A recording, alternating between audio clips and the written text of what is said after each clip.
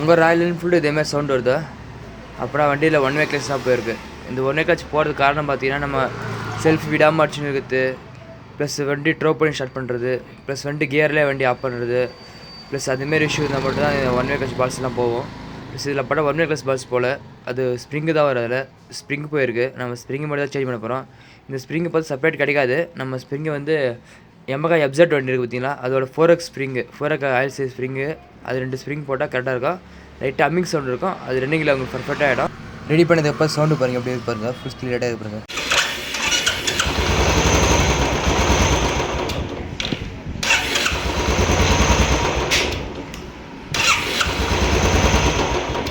இந்த வீடியோ யூஸ்ஃபுல்லாக இருந்துச்சுன்னா பேஜை ஃபாலோ பண்ணிங்க. இதேமாரி உங்கள் வண்டியில் என்ன இஷ்யூ இருந்துச்சா, இதேமாரி உங்கள் வண்டியில் என்ன இஷ்யூ இருந்துச்சுன்னா கமெண்ட் செக்ஷனில் கமெண்ட் பண்ணுங்கள். நான் கிளியர்ஃபை பண்ணுறேன். ஓகே, பாய்.